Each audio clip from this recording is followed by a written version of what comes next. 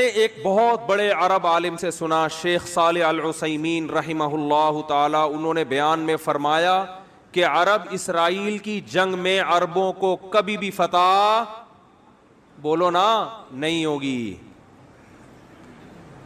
اس لیے کہ یہ عرب اسرائیل کی جنگ ہے۔ جب تک اس جنگ کو اسلام اور اسرائیل کا نام نہیں دیا جائے گا اللہ کی مدد نہیں آئے گی۔ مسلم اسرائیل کی جنگ کہو گے تو مدد آئے گی۔ اللہ نے عربوں کی مدد کا وعدہ نہیں کیا۔ اگر اللہ نے عربوں کی مدد کا وعدہ کیا ہوتا تو اللہ محمد صلی اللہ علیہ وسلم کے مقابلے میں جو عرب لڑ رہے تھے وہ زیادہ تھے، میجورٹی میں تھے۔ ادھر جو عرب تھے وہ اقلیت میں تھے نبی کے ساتھ، ادھر عرب میجورٹی میں تھے۔ اللہ ان کی مدد کرتا، ابو جہل کی مدد کرتا، عتبہ ابن ولید کی مدد کرتا، ابو لہب کی مدد کرتا اللہ تعالیٰ۔ آپ صلی اللہ علیہ وسلم تنہا اور آپ کے ساتھ اکیلے ابو بکر، تو بتاؤ دو عرب اس طرف باقی سارے، بولو نا، اس طرف مدد کی ان دو کی نا۔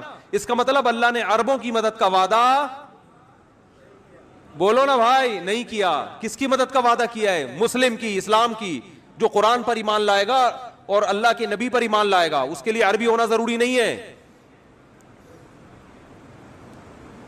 تو اسلام کی جو دعوت ہے وہ کسی قوم کے ساتھ خاص نہیں ہے۔ مجھے وہ حدیث بڑی پیاری لگتی ہے، حضرت سلمان فارسی رضی اللہ تعالی عنہ، جو فارس کے تھے، پرشین تھے، فارسی بولتے تھے، جب ایران پر مسلمانوں نے حملہ کیا ہے، حضرت عثمان کا دور تھا غالباً، حملہ کہاں ہو رہا ہے؟ ایران پر، اور حملہ کرنے والے بڑے بڑے صحابہ، بڑے عشرہ مبشرہ میں بھی اکثریت اس جنگ میں موجود، کمانڈ کرنے والے سلمان فارسی۔ نہیں آ رہی بات؟ حملہ کس پہ کر رہے ہیں؟ اپنے ملک پہ۔ کس پر؟ ایران پر۔ صحابہ نے آپ سے اجازت مانگی کہ آپ ہمیں اجازت دیں ہم اٹیک کریں۔ آپ نے فرمایا نہیں، میں نے رسول اللہ صلی اللہ علیہ وسلم سے یہ فرماتے ہوئے سنا ہے کہ جب تک اسلام کی دعوت نہ دے دو اس وقت تک حملہ کرنے کی اجازت نہیں ہے۔ تو حضرت سلمان فارسی اپنی قوم پر حملہ کس کے خلاف ہو رہا ہے؟ بولو نا یار، کیا ہو گیا بھائی؟ بولنے میں کوئی پابندی ہے؟ تو میں بھی تو چیخ رہا ہوں نا، تھوڑا سا آپ چیخ لیں۔ اپنی قوم کے خلاف لڑائی، تو لڑائی سے پہلے اپنی قوم کے پاس دعوت لے کر گئے۔ دعوت کا انداز دیکھیں، جب بھی اسلام کی دعوت دی جاتی ہے تو انداز یہ ہوتا ہے بھائی ہم سب تم کو ایک خدا کی طرف دعوت دیتے ہیں، آؤ اسلام پہ تحقیق کرو، یہ دین برحق ہے، یہ تھا نا؟ نا نا نا نا، یہ انداز نہیں۔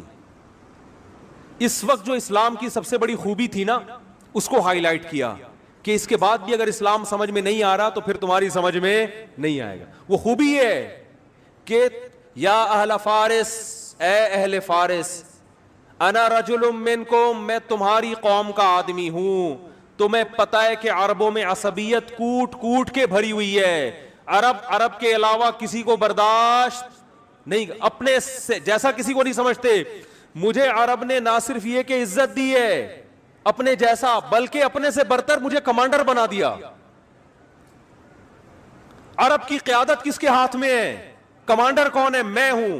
یا اہل فارس، اے اہل فارس، انا رجل منکم، تمہاری قوم کا آدمی ہوں۔ ترون العرب یطیعوننی، چھوٹی موٹی قوم میری فرما برداری نہیں کر رہی، عرب کو دیکھ رہے ہو کہ تم میری کمانڈ کے تحت لڑ رہے ہیں۔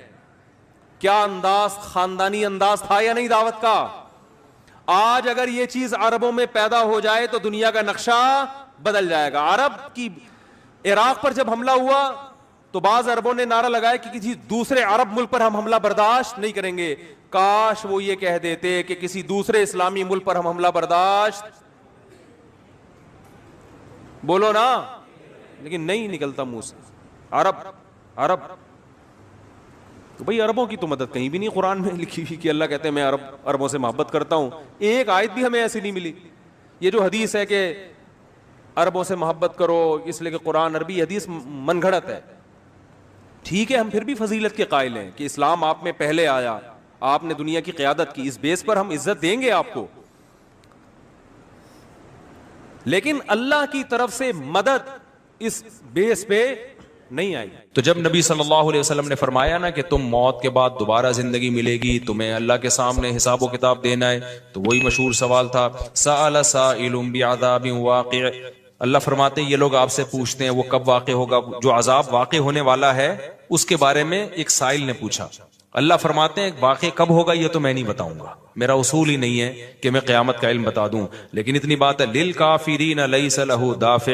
جو بھی اللہ کا منکر ہے، اللہ کو نہیں مانتا، اللہ کے حکام کو فالو نہیں کرتا، جب وہ عذاب آئے گا تو دنیا کی کوئی طاقت اس عذاب سے ان کو بچا نہیں سکے گی. تعرج الملائکۃ والروح الیہ فی یوم کان مقدارہ 50,000 سنہ. 50,000 سال کا ایک دن ہوگا. کہیں 1,000 سال اللہ نے ذکر کیا میدان حشر کے بارے میں، کہیں 50,000 سال. تو علماء نے بیان کیا یہ لوگوں کے حالات کے حساب سے ہوگا. یہ ٹائم کے جو یونٹ ہے نا یہ ہر ایک کے حق میں مختلف ہوتے ہیں. دیکھو جب ہم پیدا ہوئے تو ہم کائنات کو بننے کے اربوں سال کے بعد پیدا ہوئے ہوں گے نا، تو کیا ہمیں انتظار کرنا پڑا؟ بولو نا کیا ہو گیا؟ اگر ہمیں اللہ انتظار کرواتا ابھی تم عالم ارواح میں ہو 1 ارب سال کے بعد تمہارا نمبر آئے گا، تو میں تو بوریت سے مر چکا ہوتا. کیا خیال ہے بھائی؟ جہاں فلائٹ 1 گھنٹہ لیٹ ہو جائے انتظار میں آدمی ٹینشن میں چلا جاتا ہے. لیکن ہم تو جب آئے تو ہمیں تو لگا کہ کائنات کی ابتدا آج سے ہو رہی ہے جب ہم نے ہوش سنبھالا، کیونکہ ہمارے وہ یونٹ جو تھے نا، جو وقت کی اکائیاں ہیں، وہ ہمارے حق میں اسٹارٹ ہی نہیں ہوئی تھی.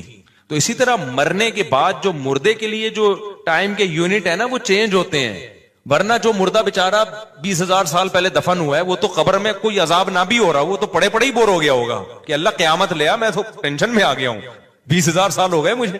تو اس کو تو ایسا نہیں لگے گا کہ 20,000 سال ہو گئے. وہ جب دوبارہ اس کو اللہ تعالیٰ اٹھائیں گے تو نیک لوگوں کو تو لگے گا ابھی ہم سوئے تھے اور ابھی ہمیں کسی نے آ کے اٹھا دیا. جیسے گہری نیند میں جب انسان سوتا ہے کئی گھنٹے بعض دفعہ سوتا ہے، کوئی آ کے اٹھائے تو اس کو لگے گا یار ابھی تو میں سویا تھا، ابھی آپ نے اٹھا دیا ہمیں. تو سوتے ہوئے آدمی کے ٹائم کے یونٹ الگ ہوتے ہیں، مرنے کے بعد کے ٹائم کے یونٹ الگ ہوتے ہیں، عالم ارواح کے الگ تھے.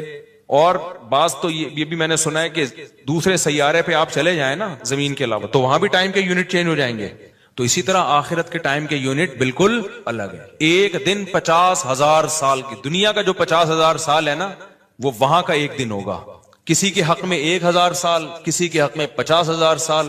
یہ وہ ہے جب حساب و کتاب جس میں ہوگا تو اللہ نافرمانوں کو عذاب سے پہلے نہ حساب و کتاب کا عذاب دیں گے. اللہ ہم سب کو اس عذاب سے محفوظ رکھے، جس کو قرآن نے ایک جگہ بیان کیا یجعل الولدان شیبا، وہ ایسا دن جو بچوں کو بوڑھا کر دے. ایسا دن یفر المرء من اخیہ، انسان اپنے بھائی سے دور بھاگے. اس لیے بڑے بڑے اللہ والے وہ جہنم سے زیادہ پناہ مانگا کرتے تھے میدان حشر کی سختیوں سے. جہنم تو اس سے زیادہ سخت ہے لیکن میدان حشر کوئی کم چیز نہیں ہے، وہ کوئی کم عذاب نہیں ہے. تو اللہ فرماتے ہیں کہ 50,000 سال کے برابر ایک دن ہوگا. فاصبر صبرا جمیلا انہم یرونہ بعیدا. جب مشرک بار بار کہتے بھائی چھوڑو ابھی لے آؤ نا ابھی لے آؤ، تو نبی صلی اللہ علیہ وسلم کو پریشانی ہوتی کہ بھئی اللہ وقت بتاتا کیوں نہیں ہے، بتا دے تاکہ میری جان چھوڑیں یہ لوگ. تو اللہ نے پیغمبر صلی اللہ علیہ وسلم کو تسلی دی فاصبر صبرا جمیلا، اے نبی آپ صبر جمیل کریں. صبر جمیل وہ صبر ہے جس میں ذرا بھی شکایت نہ ہو. انہم یرونہ بعیدا، اے نبی یہ لوگ سمجھتے ہیں اس کے آنے میں بہت ٹائم ہے، لاکھوں کروڑوں سال ہیں. ونراہ قریبا، جبکہ ہم دیکھ رہے ہیں بس آنے والی ہے. کیوں؟ جب آپ مر گئے نا، ابھی دیکھو ہو سکتا ہے 1,000 سال باقی ہوں قیامت آنے میں، ہو سکتا ہے 20,000 سال باقی ہوں، لیکن ہمارے مرنے کے بعد ہمیں نہیں لگے گا 20,000 سال. ہمیں تو ایسا لگے گا ابھی ہم مرے تھے اور اتنی جلدی اللہ نے قیامت قائم کر لی. تو ہمیں تو اپنی موت کے حساب سے چلنا ہے بھائی. ہمیں کیا پتا کہ ہمیں کیا کرنا ہے اس سے کہ 50,000 سال بعد قیامت آئے یا 1 کروڑ سال بعد آئے. جب ہم مر گئے تو ہماری قیامت واقع ہو گئی ہے، ٹائم کے یونٹ ہمارے حق میں چینج ہو جائیں گے. تو اس لیے اللہ کہتے ہیں انہم یرونہ بعیدا، اے نبی یہ سمجھتے ہیں بہت بعد میں آئے گی قیامت. ونراہ قریبا، ہم تو دیکھ رہے ہیں کب ہے، بالکل قریب ہے، کوئی زیادہ ٹائم نہیں ہے. یوم تکون السماء کالمہل، اللہ فرماتے ہیں جس دن آسمان تیل کی تلچھٹ کی طرح ہو جائے گا، ایسے پگھل جائے گا آسمان. اتنی بڑی تباہی آنے والی ہے اس کائنات پہ. حدیث میں آتا ہے رسول اللہ صلی اللہ علیہ وسلم نے ارشاد فرمایا کہ جب جنتی جنت میں چلے جائیں گے اور اہل جہنم جہنم کی آگ میں چلے جائیں گے، اللہ ہم سب کو بچائے، تو جو جنتیوں کے جو ریلیٹیوز ہوں گے، چاہے وہ رشتہ داری کا تعلق ہو، دوستی یاری کا تعلق ہو، ان جنتیوں کو اپنے وہ جو دوست احباب ہے نا، جب وہ دیکھیں گے کہ جنت میں وہ مارکیٹ سے کیا ہیں، شارٹ ہیں، دنیا میں تو ملا, پہلے تو ان کو اپنی فکر ہوگی کہ ہم کسی طرح جنت میں چلے جائیں. شروع میں تو حالت یہ ہوگی یوم یفر المرء من اخیہ وامہ وابیہ وصاحبتہ وبنیہ, وہ دن جس دن انسان اپنے باپ سے دور بھاگے گا, اپنی ماں سے دور بھاگے گا. یہاں بڑی خدمت کیا کرتا تھا, بڑے احسانات کرتا تھا, لیکن وہاں کہے گا میرے پاس ایسا نہ مجھ سے کوئی نیکی مانگنے آ جائیے, بخشش کی درخواست کرنے آ جائے کہ بیٹا مجھے بھی بخشوا لے اللہ کے ہاں, تو دعا کر تیرے بڑے اچھے اعمال تھے. نہ بھاگے گا, بھائی یہ گلے نہ پڑ جائیں میرے. اللہ کہے گا تو خود ہی تیرے لیے مشکل ہو رہی ہے, تو ایک اور بوجھ ہمارے ہم جو ہے نا ایک اور بوجھ تو ڈال رہا ہے اپنے اوپر, ایک اور بوجھ لے رہا ہے. تو ابتدا میں تو حالت جب تک فیصلہ نہیں ہوگا نا کون جنتی کون جہنمی, تو قرآن کے الفاظ ہیں اپنے باپ سے دور بھاگو گے, اپنی ماں سے دور بھاگو گے, وصاحبتہ وبنیہ, اپنے ساتھ رہنے والی سے بھی دور بھاگو گے. اللہ نے یہ نہیں کہا بیوی سے دور بھاگو گے, بیوی کے لیے زوجہ کا لفظ استعمال ہوتا ہے, یہ اصطلاح استعمال نہیں کی. دیکھو ابا کو اللہ نے ابا کہا, اماں کو اللہ نے اماں کہا, تو بیوی کو بیوی کہنا چاہیے نا. پوائنٹ کی بات بتا رہا ہوں, کئی دفعہ بتا چکا ہوں.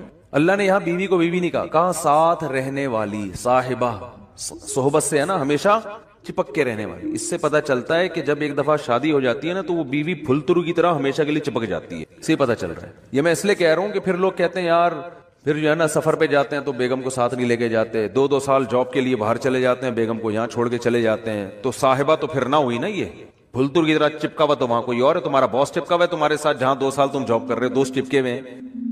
تو اس لیے جہاں بھی جاؤ اللہ نے صاحبہ کے لفظ میں بتا دیا. پھلترو پتہ ہے کسے کہتے ہیں؟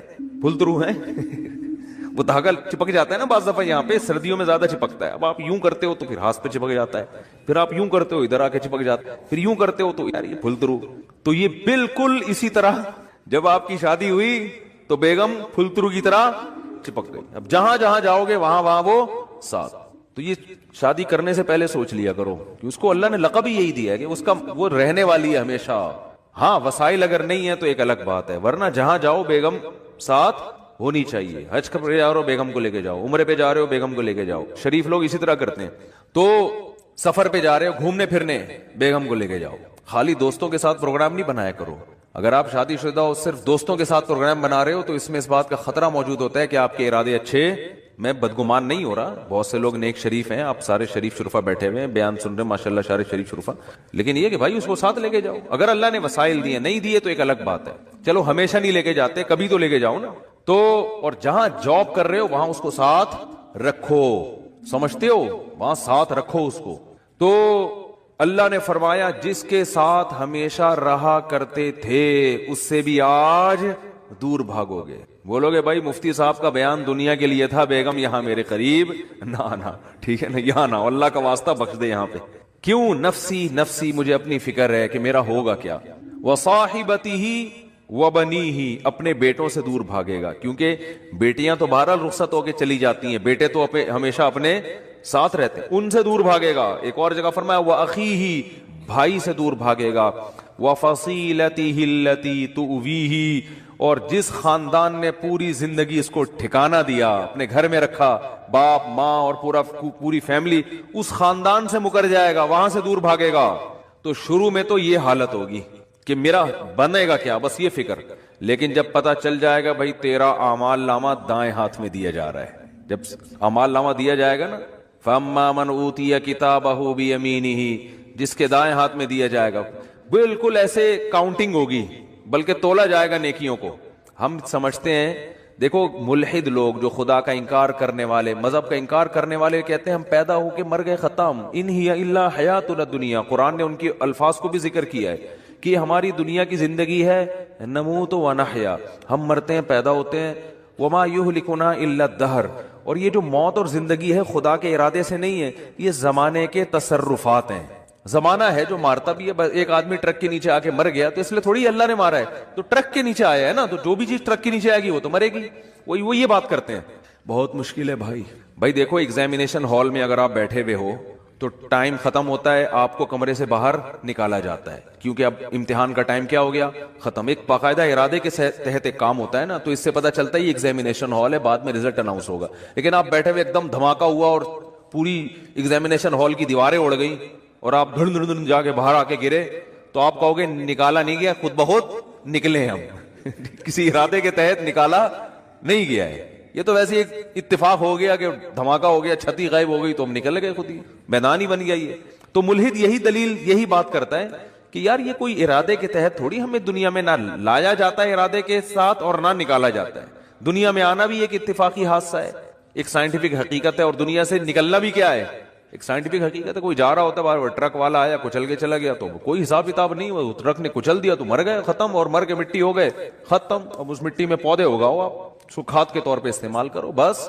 تو یہ بات ہمیشہ سے ملحد لوگ کہا کرتے تھے, ان ہی الا حیاتنا الدنیا, یہ صرف ایک دنیا کی زندگی, اس کے بعد کوئی زندگی دوبارہ نہیں ہے. نموت و نحیا, یہاں اتفاق سے پیدا ہو رہے ہیں اور اتفاق سے ختم ہو رہے ہیں. وما یہلکنا الا الدہر, زمانہ ہمیں مارتا ہے. کوئی کرنٹ سے مر گیا تو اللہ نے تھوڑی مارا ہے, وہ کہتے ہیں تو کہ ایسی والوں کی غفلت ہے. اب بجلی کا تار نکلا ہوا ہے, اس نے انگلی لگا دی تو چپک گئے, اور جو ان کو بچانے کے لیے جاتا ہے تو وہ درمیان والا بچ جاتا ہے, بچانے والا کیا وہ سارا کرنٹ ادھر ٹرانسفر کر دیتا ہے, کہہ رہے پارسل کا خاص انتظام ہے نا. تو یہ تو زمانہ ہے, کوئی یہ تھوڑی ہو رہا ہے. تو بھائی یہ دیکھنے میں اتفاقی چیزیں ہیں ساری, مگر یہ ارادے کے تحت ہو رہی ہیں. اس پر تو میں بھی بیان نہیں کروں گا, کیونکہ پھر میرا وہ سارا بیان ملحدوں کے خلاف ہو جاتا ہے جو ایتھیسٹ ہے نا, تو وہ پھر سارا ٹاپک پورا چینج ہو جائے گا. کہتے ہیں کہ کسی نے, موت کے فرشتے نے اللہ سے پوچھا کہ اللہ تو نے میرے ذمے ایسا کام لگا دیا ہے کہ ساری دنیا مجھے برا بھلا کہے گی. بھائی کوئی فرشتے بارش برسانے والے سب کہتے ہیں ماشاءاللہ بڑا اچھا فرشتہ ہے, کچھ فرشتے جو ہے نا وہ اور اچھے اچھے کام کرتے ہیں. میرا کام کیا ہے, روح نکالنا. تو اللہ میرا تو نے کام ایسا لگایا ہے, یہ ایسی کتابوں میں لکھا ہے, کوئی مستند ہے یا نہیں ہے مجھے نہیں پتا, لیکن اس کا جو مضمون ہے نا وہ بالکل ٹھیک ہے کہ اللہ میرے ذمہ کام ایسا لگا ہے بندوں کو مارنا. تو جب بھی میرا نام آئے گا پبلک کے سامنے, لوگوں کے اچھے جذبات نہیں ہوں گے. موت کا فرشتہ ہے بھائی, ایک دم سن کے غصہ آتا ہے نا, تو ہے کیوں کہتے ہیں نا لوگ, جب بھی آئے گا موت کا فرشتہ تو کوئی دوستی لگانا چاہے گا اس سے. دیکھو یہاں ہمیں پتہ چل جائے یہ فرشتہ ہے جو بادلوں کو دھکیلتا ہے, ہواؤں کو چلاتا ہے. ہمیں پتہ چل جائے کوئی فرشتہ انسانی شکل میں آئے ہوئے, سب اس کو انوائٹ کریں گے, گلے ملیں گے, بھائی بڑا اچھا کام کرتے ہو یار تم. لیکن پتہ چل جائے یہاں موت کا فرشتہ بیٹھا ہوا ہے, تو موت کے فرشتے نے کہا اللہ تو نے میرے ذمہ ایسا کام لگا دیا. تو کہتے ہیں اللہ میاں نے فرمایا کہ دیکھ تیرے ذمہ کام تو لگایا, لیکن بلی تیرے اوپر نہیں آئے گی, بلی ٹرک والے پہ آئے گی ٹھیک ہے, بلی آئے گی KESC والوں پہ, کہ جب بجلی نہیں تھی ایک دم اچانک چھوڑ دی, ٹھیک ہے نا. اور اپنے ہی بندے ان کے گر رہے ہوتے ہیں زیادہ تر, جو بجلی کا کام کرنے اوپر چڑھا ہوا ہوتا ہے نا زیادہ تر بیچارہ وہی گر رہا ہوتا ہے. تو جو اپنے ملازمین کو نہ بچا سکے میرے بھائی, وہ تمہیں کہاں سے بچائیں گے. تو اللہ نے فرمایا کہ اس طریقے سے لوگوں کو موت دوں گا, کوئی نہ کوئی اس کا ظاہری سبب ہوگا, وہ سبب ہوگا, لوگ اس سبب کی طرف نسبت کریں گے. یہ کرونا سے مرا ہے, لوگ یہ تھوڑی دیکھیں کہ کرونا لانے والا کون ہے, اللہ ہے. اللہ کو اختیارات ہیں, وہ آج ایک بیماری ختم ہوئی ہے کل دوسری لے آئے, کل پرسوں تیسری لے. آپ ویکسین بناتے رہو, کس نے منع کیا ہے آپ کو, آپ وہ کرو جو آپ کر سکتے ہو, اللہ وہ کرے گا جو وہ کر سکتا ہے. اور کن کن حادثات سے بچو گے, زلزلے آ جائیں گے, زلزلے کی کوئی ویکسین ہے, زلزلے کی تو کوئی ویکسین نہیں ہے بھائی. جب کوئی دیوار گرے گی تو مرو گے, اور جو اتنے ترقی یافتہ کنٹریز ہیں زلزلوں سے نہیں بچا سکتے اپنے آپ کو. وہ زلزلہ پروف عمارتیں بنا دی جو جھولتی رہتی ہیں, لیکن وہ بھی ایک حد تک, اس سے زیادہ تیز جھٹکا آیا تو وہ بھی گرے گی. دیکھو نا چند سال پہلے جاپان میں کیسا زلزلہ آیا, چائنا میں زلزلہ آیا چند سال پہلے, پوری کہتے ہیں ایک بستی غائب ہو گئی. تو نہیں روک سکتے حادثات سے, ہاں اپنی طرف سے جو حفاظت کر سکتے ہو بس وہ کرو. تو اللہ فرماتے ہیں کہ قیامت کے دن یہ جو ہے نا ایسا نہیں ہے کہ تم یہ سمجھتے ہو کہ سب خود بخود ہو رہا ہے. ایک ایک چیز کا, مالی ھذا الکتاب لا یغادر صغیرۃ ولا کبیرۃ الا احصاها. قرآن کہتا ہے جب تم اپنا اعمال نامہ دیکھو گے نا تو یہ نہیں کہو گے کہ یہ اس نے میری زندگی کا, اس نے جو ہے نا صحیح رزلٹ اناؤنس کیا ہے, بالکل صحیح. دیکھو آپ نے اگر امتحان میں اچھا پرچہ نہیں کیا ہوتا تو جو آپ کو توقع ہوتی ہے اسی کے حساب سے جب نمبر مل جائیں تو آپ کو تعجب نہیں ہوتا. آپ کو تو یار مجھے لگ رہا تھا کہ 60-65 کے درمیان ہی میرے نمبر آئیں گے, تو باقی 63 نمبر ہیں, تو بالکل صحیح نمبر ہیں, گھپلا نہیں ہوا. تبھی اپنی رپورٹ کو دیکھ کے تعجب نہیں ہوتا. تو قرآن کہہ رہا ہے کہ جب تم اپنی رپورٹ دیکھو گے, وہاں رزلٹ دیکھو گے تو تمہیں تعجب ہوگا. تعجب اس کا نہیں ہوگا کہ اس میں دھاندلی ہوئی ہے, نہ نہ نہ, تعجب اس پہ ہوگا کہ ہم تو یہ سمجھ رہے تھے کہ موٹی موٹی چیزیں ہماری نوٹ کی جا رہی ہیں, ایسا اعمال نامہ جس میں ایک ایک چیز، لا یغادر صغیرۃ ولا کبیرۃ، میری زندگی کا کوئی ایک گوشہ جو میں نے چھپ کے معمولی سی نیکی کی ہو یا چھپ کے معمولی سا گناہ کیا ہو، اس کتاب میں وہ بھی مس نہیں ہوا ہے. یہ کیسا اللہ نے انتظام کیا ہوا تھا کہ ایک ایک حرف، ایک ایک چیز نوٹ کی جا رہی تھی. مالی ھذا الکتاب، ایسا رزلٹ تو ہم نے آج تک کسی کا نہیں دیکھا. انسان تعجب کرے گا کہ بھائی میں تو سمجھ رہا تھا کہ میں آزاد ہوں، یہاں تو ایسی گرفت ہے، اتنی گرفت ہے کہ ان وہ کیا ہے، فتکن فی صخرۃ او فی السماوات او فی الارض یاتی بہ اللہ. ایک رائی کے دانے کے برابر نیکی یا گناہ اگر کیا ہے نا، اندھیروں میں خفیہ چٹانوں کے اندر بیٹھ کر اللہ اس کو بھی کھینچ کے نکال کے لے آئے گا. ایسا انتظام ہے. دیکھو کافر کہتا ہے بالکل بھی انتظام نہیں ہے، اللہ کہتا ہے ایک ایک چیز نوٹ کی جا رہی ہے. ما یلفظ من قول الا لدیہ رقیب عتید. کیا الفاظ ہے قرآن کے. قرآن کہتا ہے تم جو زبان سے الفاظ پھینکتے ہو نا، لفظ یلفظ کا معنی ہوتا ہے عربی میں پھینکنا. یہ وہ والا پھینکنا نہیں جو ہم کو پھینکو کہتے ہیں. یہ جو الفاظ ہم زبان سے نکالتے ہیں تو یہ نکل کے ہوا میں تحلیل ہو رہے ہیں نا. تو قرآن کہہ رہے جو کچھ زبان سے نکل کے ہوا میں جا رہا ہے یہ غائب نہیں ہو رہا. لدینا رقیب، ایک رقیب. رقیب کسے کہتے ہیں؟ نگرانی کرنے والا. جیسے کوئی خفیہ ایجنسی کا آدمی دیکھ رہا ہو، ٹریس کر رہا ہو بندہ جا کہاں رہا ہے. یہ سی آئی ڈی والے چیک کر رہے ہوتے ہیں نا چور کو. بھائی سی آئی ڈی والوں نے کسی بندے کو پکڑنا ہے اور بندہ بڑا پاورفل ہے تو پہلے ریکی ہوتی ہے، یہ بندہ صبح نکلتا کہاں سے جاتا، ایک ایک چیز نوٹ کی جاتی ہے اس کی. تو رقیب اس کو کہتے ہیں. کیونکہ اللہ نے بارشیں برسائی ہیں، زمین سے چیزیں پیدا ہوں گی، ہر ایک دوسرے کی ضرورت پوری کر کے اس سے روٹی کمائے گا اور اس کو بھی کمانے کا موقع دے گا. یہ اللہ کا نظام ہے، ہمیشہ سے چلا آ رہا ہے. سمجھتے ہیں کہ نہیں سمجھتے ہیں؟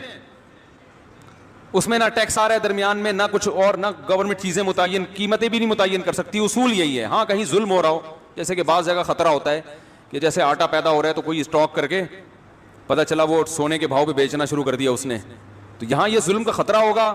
پہلے تو لوگوں کو اسٹاک کرنے سے روکے گی گورنمنٹ کہ آٹے پر کسی ایک آدمی کا قبضہ نہیں ہے، کھلی اوپن مارکیٹ ہے، جس نے جس ریٹ پہ جانا ہے اٹھا لے. اس سے بھی عاجز آ جائے تو پھر دوسرے درجے میں کہ ریٹ متعین کرے، لیکن بہت محدود پیمانے پر ہے اس کی اجازت. اب تو ہر چیز میں حکومت کی جو ہے نا دخل اندازی ہے. آپ ٹرانزیکشن نہیں کر سکتے بینک میں، آپ نے کوئی 10-15 لاکھ روپے آپ نے ٹرانزیکشن کی، وہ پوچھیں گے کیا ہے یہ. تو عمران خان نے کیا کیا تھا، ٹیکس کے نظام کو اچھا بنانے کی کوشش کی نا، اس سے فیصل آباد کے تاجروں کا بیڑا غرق. نوالے چھن گئے، روڈ پہ آ گئے بیچارے. یہ اصل میں ہم سیکھ رہے ہیں گوروں سے، صحیح ہے نا، گوروں سے چیزوں کو سیکھنے کی کوشش کر رہے ہیں. تو اس کا نتیجہ کیا نکلتا ہے، کوا چلا ہنس کی چال اور پھر اپنی بھی بھول گیا. تو ٹیکس کے نظام کو فیئر کرنے کی عمران خان نے کوشش کی کہ بڑا سسٹم بہترین. جیسے آسٹریلیا میں ایک آدمی اگر 10 لاکھ روپے کما رہا ہے تنخواہ ہے تو 43% گورنمنٹ کو دے رہا ہے وہ، صحیح ہے نا. اس سے پھر 43% سے گورنمنٹ غریبوں کو کھلا رہی ہے، حالانکہ یہ ظلم ہے. صحیح ہے نا. یہ کیا ہے، اسلام نے بھی غریبوں کا حق 2.5% رکھا ہے، وہ بھی تنخواہ پہ نہیں، سال میں صرف 1 مرتبہ. نہیں آ رہی بات، سال میں صرف 1 مرتبہ، اور وہ بھی ہر چیز پہ نہیں، 4 چیزوں پہ جو بڑھتی ہیں. تجارتی مال بڑھتا ہے، سونا بڑھتا ہے، چاندی بڑھتی ہے اور کیش. اس کے علاوہ استعمال کی چیزوں پہ 1 روپیہ بھی نہیں رکھا. اور اسلام نے یہ خوشخبری دی کہ جو 2.5% کا نظام قائم کرے گا زمین سے غربت ختم. اور اب بھی ماہرین کہتے ہیں کہ اگر صرف زکوٰۃ پہ لوگ آ جائیں تو زمین سے غربت ختم ہو جائے. بینکوں میں 2.5% زکوٰۃ کٹتی ہے، کھاتا کون ہے، غریب کھاتے ہیں. بولو نا کیا ہو گیا صاحب، غریبوں کے پاس تو جاتا ہی نہیں ہے. تبھی لوگ بینکوں پہ اعتماد نہیں. بینک پتہ نہیں، وہ تو گورنمنٹ لیتی ہے نا، گورنمنٹ پھر بانٹتی ہے. بانٹتی کا مطلب آپ کو پتہ ہے، جب گورنمنٹ پیسے بانٹتی ہے تو اس کا مطلب پتہ ہے کیا ہوتا ہے، کھانے کو بانٹنا کہتے ہیں وہ لوگ. بھائی اس کو مائک کو صحیح کریں، کھانا جو ہے نا اس کو حکومت کی ٹرم میں بانٹنا کہا جاتا ہے غریبوں میں. ٹھیک، خیر کچھ نہ کچھ بٹتا بھی ہے، ایسا نہیں ہے، لیکن کھایا طبیعت سے جاتا ہے.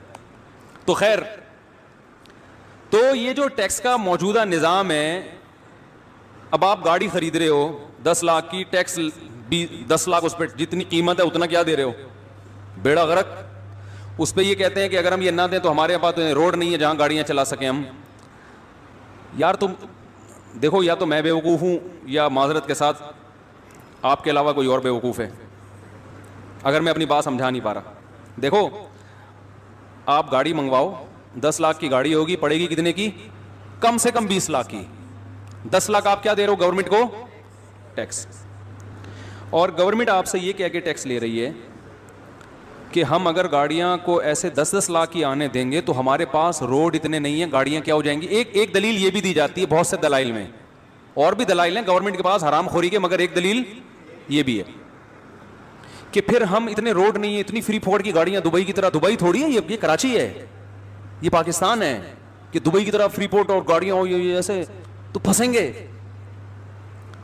تو اللہ کے بندو, جب تم ایک گاڑی پہ 10 لاکھ پہ 20 لے رہے ہو تو 10 لاکھ سے روڈ بنا دو نا. ابے تم ایک گاڑی سے بنا سکتے ہو روڈ, اللہ کے بندو ایک گاڑی پہ تم اتنا ٹیکس لیتے ہو. نہیں آ رہی بات؟ تم تو فلائی اوور بناؤ, تم تو زمین کے اندر سرنگیں کھود لو, اتنا ٹیکس اتنا پیسہ کما رہے ہو تم صرف گاڑیوں سے. ارے مجھے ایک بات بتاؤ, ہمارے روڈ پہ کوئی بندہ گھس رہا ہے, اس کو سڑکیں ٹوٹی ہوئی ہیں, 10 لاکھ کی گاڑی لے کے آ رہا ہے, اس سے گھسا نہیں آ رہا, مجھ سے آ کے کہتا ہے مفتی صاحب میں آپ کی گلی میں گاڑی لانا چاہتا ہوں مگر مجھ سے چلتی نہیں ہے, روڈ ٹوٹے ہوئے ہیں. میں کہتا ہوں 10 لاکھ مجھے دے دے تو روڈ میں کیا کر دوں گا بنا دوں گا نہیں. 10 لاکھ میں سارے گٹر بھی اونچے کروا دوں گا میں, اور ایک دم بہترین روڈ. تو ایک مثال دے رہا ہوں سادہ سی سمجھانے کے لیے. صحیح مثالیں تو آپ کو اکنامکس کے ماہرین دیں گے, جو آپ ہم سے یعنی جو گورنمنٹ سے بھی زیادہ الو بناتے ہیں آپ کو, کیونکہ انہوں نے سب نے وہی پڑھا ہوا ہوتا ہے, ان کے دماغ میں وہی ٹیکس ٹیکس ٹیکس چل رہا ہوتا ہے. ان کا خیال ہوتا ہے اس کے بغیر کوئی ملک ترقی. خلافت عثمانیہ میں جو ٹیکس تھا نا 0 تھا, پتہ ہے آپ کو؟ جب خلافت عثمانیہ تھی تو ٹیکس کتنا لیا جاتا تھا؟ 0. اور اس وقت یورپ اور برطانیہ سارے ٹیکس پہ چل رہے تھے, کیونکہ ظالم کو جب کھانا ہوتا ہے نا تو حلال طریقے سے وہ اپنا پیٹ نہیں بھر سکتا, اس کے لیے کچھ دائیں بائیں گھمانا پڑتا ہے. جیسے عام بزنس میں نے بتایا نا کہ چیز خریدو مارکیٹ میں بیچو. اب وہ جو جوسر مشین تھی, انہوں نے تمیز سے اگر حلال کمانا ہوتا جوسر مشین کو مارکیٹ میں لے جا کے رکھتے, لوگ دیکھتے یار یہ 500 میں اس سے اچھی مجھے مل رہی ہے تو میں یہ کیوں لوں, تو آپ ریٹ کم کرتے. تو آپ نے اس کو 500 کے بجائے, قیمت 500 بھی نہیں تھی لیکن بیچ رہے ہیں 5000 میں, اور اس لیے کہ آگے 5 کو پہنا دو گے تو تمہیں پروفٹ مل جائے گا. تو آپ 2 نمبر طریقے سے جب کماتے ہو, جب آپ کو پتا ہے کہ 1 نمبر طریقے سے میری توند نہیں بھرے گی یا مجھے توند بھرنے کے لیے محنت زیادہ کرنی پڑے گی. سمجھ میں نہیں آ رہی میرا خیال ہے بات؟ تو میں آپ کو پھر بھی کہہ رہا ہوں ٹیکس دینے سے میں روک نہیں رہا, کیونکہ ٹیکس دینا بند کر دیا تو حکمرانوں کا تو کچھ بھی نقصان نہیں ہوگا. یہ پھر ملک کو کھانا شروع کر دیں گے کہ یار اپنی توند بھرنے کے لیے پہلے تو ٹیکس آ رہا تھا, اب ٹیکس نہیں آ رہا تو اب کیا ہے, تو پھر یہ ہمیں کھانا شروع کر دیں گے, کیونکہ ان کو کھانے کی عادت ہم, اور ہمارا عسکری نظام دفاعی نظام تباہ ہو جائے گا, سب کچھ برباد ہو جائے گا. اس لیے کوئی بھی عالم یہ نہیں کہتا آپ سے کہ ٹیکس نہ دیں, لیکن اس نظام کے خلاف آواز ضرور اٹھانا چاہیے کہ یہ غیروں کا گندا نظام ہے جو ہمارے اوپر مسلط کیا گیا ہے, اور تبھی لوگ ٹیکس دیتے نہیں ہیں. ان کو پتا ہے کہ صحیح استعمال نہیں ہوتا یہ. اور باہر والوں میں اور ہم میں فرق یہ ہے کہ ان کے ہاں بھی ظلم ہے ٹیکس لے کے, لیکن کم از کم وہ استعمال ہوتا ہوا نظر آتا ہے. ارے آسٹریلیا کی گورنمنٹ اگر آدھی تنخواہ ٹیکس میں 43%, آدھی ہو گئے نا تقریباً 43%, آدھی تنخواہ ٹیکس میں کاٹ لیتی ہے, تو کم از کم یہ نظر تو آتا ہے نا کہ ہم سے جبرن پیسے لے کے غریبوں کو زبردستی کھلا رہی ہے, نظر تو آتا ہے نا. ہمارے ہاں تو یہ بھی نظر, بارش شروع ہو گئی ہے اب جانے کا کوئی فائدہ نہیں ہے, تو آپ اثر تک بیٹھے یہاں پہ. خیر میں آپ کو 5-10 منٹ میں نمٹا دوں گا انشاءاللہ. تو ہمارے ہاں تو یہ بھی نہیں ہے, جو ہسپتالوں کا سسٹم جا کے دیکھ لو گورنمنٹ کے جو ہمارے ٹیکس پہ چل رہے ہیں, اللہ کی پناہ اللہ کسی دشمن کو بھی نہ لے کے جائے. پان کی پیکوں کی تھوکیں دیواروں پر, الٹیاں, پتہ نہیں کیا کیا, اللہ کی پناہ بھائی. نہیں بیمار ہو تو آدمی بیمار ہو جائے جا کے. باہر ملکوں میں آپ دیکھو, ان کے ہاسپٹل دیکھو, تو ٹیکس کا نظام تو پوری دنیا میں ظالمانہ ہے, لیکن کہیں ظلم ہوتا ہے مگر تھوڑی بہت اس کی تلافی کر دیتے ہیں وہ لوگ. ہمارے یہاں تو وہ بھی نہیں ہے. سمجھتے ہو کہ نہیں سمجھتے؟ اچھا بھائی مفتی صاحب, اللہ نے ہمیں ایسے دور میں پیدا کیا ہے جس میں نظر کی حفاظت کرنا بہت مشکل ہے, ہم کیا کریں؟ دیکھو اگر مشکل کام ہوتا تو آپ نظر جھکانا چاہتے تو کوئی بیرونی طاقت آپ کو یوں منہ کرتی, دھڑام سے اوپر کرتی, اور آپ کہتے ہیں میں یوں منہ نیچے کر رہا ہوں مگر ہو نہیں رہا, میری کمر اکڑ گئی ہے. پھر آپ کہتے ہیں کہ گردن جھکانا بھی مشکل اور نظر جھکانا بھی, بولو بھائی, مشکل. دیکھو جو نظر کی حفاظت کرنے والے ہوتے ہیں نا, جتنا گندا ماحول ہو یا اچھا ماحول ہو, ان کی صحت پہ کوئی فرق نہیں پڑتا. جو ٹھرکی ہوگا 24 گھنٹے میں ایک عورت نظر آئے گی, اس کو بھی دیکھے گا, بلکہ زیادہ گھور کے دیکھے گا کہ صبح سے کوئی گاہک نہیں ملا. جب یہ لاک ڈاؤن ہوا تھا, لاک ڈاؤن, ایک مجھے مچھلی والا نظر آیا, اپنی ٹوکری میں مچھلی لے کے سائیکل پہ گھوم رہا ہے, سب بند کر دیا گورنمنٹ نے. میں نے اس سے پوچھا خیریت, تم اکیلے کیسے گھوم رہے, پولیس والوں نے پکڑا نہیں؟ کہہ رہے پکڑا تھا. پولیس والوں نے بولا یار صبح سے ایک کسٹمر بھی نہیں آیا, 500 روپے دے دے, ناشتہ بھی نہیں کیا ہم نے, 500 روپے دے دے, ناشتہ بھی نہیں کیا اور نکل لیں یہاں سے. کہہ رہے میں نے 500 روپے دی, اب میں آرام سے مچھلی بیچ رہا ہوں. تو ٹھرکی آدمی کو سارا دن میں ایک عورت نظر آئے گی, اس کو دیکھے گا.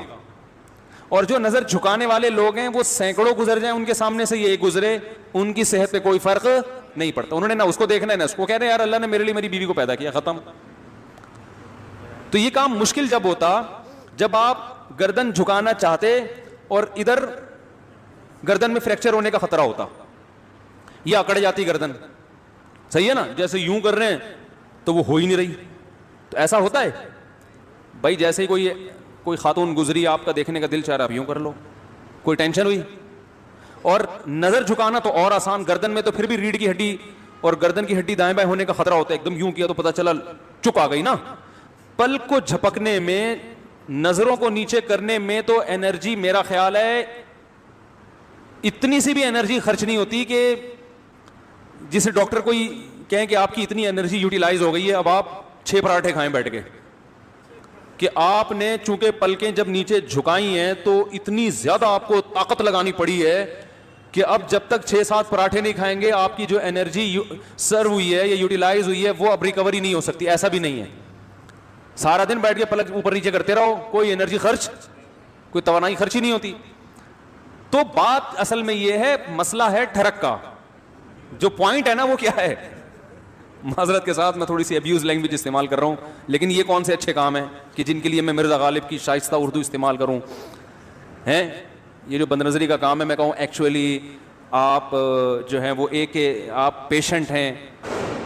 بھائی یہ بادل گرج رہے ہیں, بے فکر رہے ہیں, بارش تو خاندانی. میں آج ہی سوچ رہا تھا, میں نے بارش پہ بیان کیا, اس دن سے بارش مارکیٹ سے شارٹ ہو گئی, لیکن اب اللہ کا شکر ہے بارش سے فائدہ ہی ہوتا ہے, فائدہ ہی ہوتا ہے بارش سے. وَيُسَبِّحُ الرَّعْدُ بِحَمْدِهِ ہے نا قرآن میں, کہ بادل کی گرج اللہ کی تسبیح بیان کرتی ہے. اللہ کی رحمت جب برستی ہے تو شان سے برستی ہے. اللہ کہتے ہیں ہٹو. تو آپ نے تو یہاں بادل جو گرجتے ہوئے دیکھے ہیں, جو پہاڑی علاقوں میں جو گرجتے ہیں نا, وہ تو کراچی والے افورڈ نہیں کر سکتے, جو پہاڑی علاقوں میں اتنی آواز ہوتی ہے اس کی. تو خیر کیا بات چلی تھی, ہاں تو میں یہ کہہ رہا تھا اصل مسئلہ کس کا ہے, ٹھرک کا. تو یہ ٹھرک پوری, اور یہ 4 شادیوں سے بھی نہیں جاتی یہ ٹھرک, یہ بتا دوں, کہیں آپ سمجھو 4 شادیاں کر لوں گا تو جو ٹھرکی ہیں وہ سینکڑوں شادیاں بھی کر لیں, ان کی ٹھرک ختم نہیں ہوتی. 4 شادیوں سے یہ ہوتا ہے کہ انسان میں جو اللہ نے جوان آدمی میں قوت رکھی ہے, وہ قوت اس کو مجبور کرتی ہے بد نظری پر. تو وہ جب اس کی وہ صحیح جگہ استعمال ہو جاتی ہے اس کی قوت, تو پھر وہ دائیں بائیں جانے سے بچ جاتا ہے. جیسے بھوک ہے نا, بھوک لگ رہی ہے, روٹی کھا لو, ایک نارمل آدمی کا پیٹ بھر جائے گا, لیکن ٹھرکیوں کا پیٹ نہیں بھرتا. آپ نے دیکھا ہوگا ادھر سے بھی کھا لوں, وہاں سے بھی جا کے کھا لوں, پھر دھونے والے وہاں سے بھی لے گا جا کے, پھر آفس میں جائے گا, وہاں بھی کیک چائے میں ڈبو کے کھائے گا, پھر تھوڑی دیر میں گٹکا کھائے گا, پھر تھوڑی دیر جو گھور ہے. صبح سے جو نان اسٹاپ کھانا شروع کرتے ہیں, کسی وبا کے ذریعے ہلاک ہو جائیں گے. حضرت عیسیٰ علیہ الصلوۃ والسلام یہ اتنے زیادہ ہوں گے کہ ان سے لڑنا ممکن نہیں ہوگا, جیسے کہ قرآن میں بھی آ رہا ہے وَتَرَكْنَا بَعْضَهُمْ يَوْمَئِذٍ يَمُوجُ فِي بَعْضٍ, ہم ان میں سے بعض کو بعض کے اندر گھسا دیں گے. اتنی کثرت سے ایک دوسرے میں, ہی نہیں اب آبادی کی کثرت بہت ہوگی, ان کی گھسے ہوئے ہوں گے ایک دوسرے میں, یہ جیسے چیونٹی اور مکوڑے ہوتے ہیں, تو ان سے لڑنا ممکن نہیں ہوگا. تو حضرت عیسیٰ علیہ الصلوۃ والسلام لوگوں کو لے کے کوہ طور پہ چلے جائیں گے, اور باقی مسلمان وہ اپنے اپنے گھروں کے اندر بند ہو جائیں گے, اور پھر اللہ کی طرف سے ایک وبا آئے گی, اور اس وبا میں یہ سارے کے سارے ہلاک ہو جائیں گے. اور پھر جب ہلاک ہو جائیں گے تو اتنی زیادہ ان کی لاشیں زمین پہ ہوں گی, اتنی زیادہ کہ انسانی آبادی ان کی لاشوں سے متعفن ہونا اور بیمار ہونا شروع ہو جائے گی. ان کی لاشوں سے بدبو اٹھے گی, اور ظاہر ہے انسان ہوں گے یہ، تو اس کی وجہ سے جو زمین کا ماحول خراب ہوگا، پھر حضرت عیسیٰ علیہ الصلوۃ والسلام اللہ سے دعا مانگیں گے کہ اللہ تعالیٰ ان کو کسی طرح ٹھکانے لگائے، کوئی انتظام کرے. تو پھر حدیث میں آتا ہے بارشیں ہوں گی اور سیلاب آئیں گے اور ان کی لاشیں بہہ بہہ کے پانیوں میں جا کے، سمندروں میں جا کے ختم ہو جائیں گی. اللہ تعالیٰ ان کو اس طرح سے ٹھکانے لگائے گا. تو یہ یہاں تک جتنے بھی مضامین ہیں یہ صحیح احادیث سے ثابت ہیں. تو قرآن کہتا ہے وَتَرَكْنَا بَعْضَهُمْ يَوْمَئِذٍ يَمُوجُ فِي بَعْضٍ، ہم ان میں سے بعض کو بعض میں چھوڑ دیں گے، بہت کثرت ہوگی. وَنُفِخَ فِي الصُّورِ، اور پھر سور پھونکا جائے گا. قرآن میں تو یہ کہ سور پھونکا جائے گا ایسے لگ رہا ہے جیسے فوراً پھونکا جائے گا، مگر احادیث میں تفسیر ہے کہ فوراً نہیں پھونکا جائے گا. یاجوج ماجوج قیامت کی نشانیوں میں سے ایک بہت بڑی نشانی ہوگی، یعنی یہ اس بات کی علامت ہوگی کہ اب قیامت بہت قریب ہے. تو حضرت عیسیٰ ابن مریم علیہ السلام جب نازل ہوں گے، میں تھوڑی سی ترتیب بیان کر دیتا ہوں کہ جو کیونکہ بات یاجوج ماجوج کی چل رہی ہے تو اس سے منسلک جو واقعات ہیں جو اس دور میں ہوں گے وہ بھی میں اسی لیکچر کے ضمن میں بیان کر دیتا ہوں. ہمیں صحیح حدیث سے یہ پتہ چلتا ہے کہ قرب قیامت میں جب مسلمان بہت کسمہ پرسی میں ہوں گے تو خراسان سے لشکر اٹھے گا. خراسان یہ افغانستان اور ایران کا حصہ، اس علاقے کو نبی صلی اللہ علیہ وسلم کے دور میں خراسان کہا جاتا ہے، جس میں قندھار بھی آتا ہے، ایران کا بھی حصہ آتا ہے اس میں. تو یہاں سے لشکر اٹھے گا، مجاہدین لڑیں گے بہت بڑی تعداد میں، دنیا میں جہاد ہوگا کیونکہ مسلمان ظلم کی چکی میں پس کے تنگ آ چکے ہوں گے. اور لڑتے لڑتے حدیث میں آتا ہے اتنی بڑی بڑی لڑائیاں ہوں گی کہ 1/3 مسلمان شہید ہو جائیں گے اس میں، 1/3 مجاہدین جو لڑنے والے ہوں گے، اور 1/3 جو ہوں گے وہ میدان جنگ سے بھاگ جائیں گے، اور 1/3 کو اللہ فتح عطا فرمائے گا. تو جو 1/3 میدان جنگ سے بھاگ جائیں گے، نبی صلی اللہ علیہ وسلم نے فرمایا ان کی توبہ کبھی قبول نہیں ہوگی.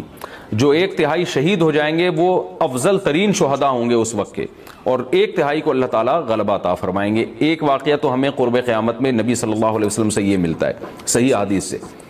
دوسرا ہمیں یہ ملتا ہے کہ قرب قیامت ہی میں مسلمان کسمہ پرسی کا شکار ہوں گے، تو تلاش کریں گے حضرت مہدی کو، کیونکہ حضرت مہدی وہ شخصیت ہیں جن پہ تمام نیک لوگ جمع ہو جائیں گے اور وہ مسلمانوں کی میدان جنگ میں کمانڈ کریں گے، جہاد میں کمانڈ کریں گے. تو ان کو بیت اللہ میں تلاش کیا جائے گا. وہ رسول اللہ صلی اللہ علیہ وسلم کی اولاد میں ہوں گے، اور لوگ ان کو پہچان لیں گے، اہل اللہ پہچان کر ان کو اپنا امیر بنائیں گے، اور ان کی قیادت میں پھر لڑائی اور جہاد شروع ہوگا. اور یہ لڑائی جب دمشق میں لڑائی ہو رہی ہوگی تو دمشق میں عصر کی نماز کے وقت حضرت مہدی، میں نے جو یہ کہا کہ دمشق میں لڑائی ہو رہی ہوگی، مقصد یہ نہیں ہے کہ دمشق کوئی میدان جنگ بنا ہوا ہوگا، مقصد یہ ہے کہ وہ مجاہدین کا لشکر دمشق میں ہوگا عصر کی نماز کے وقت. لڑائی چاہے کسی اور میدان میں ہو رہی ہو، لیکن حدیث میں ہمیں دمشق کا تذکرہ ملتا ہے. تو دمشق میں حضرت شام کا تذکرہ ملتا ہے، اور جو قرائن ہمیں ملتے ہیں وہ دمشق کی ایک خاص مسجد ہے. وہ مسجد حضرت مفتی تقی عثمانی صاحب اور مفتی رفیع عثمانی صاحب نے اس کو ہائی لائٹ بھی کیا، لیکن وہ یقینی نہیں ہے. یہ خوب سمجھے، انہوں نے اس کا بھی تبصرہ کیا کہ اس کے بارے میں کوئی یقین نہیں ہے.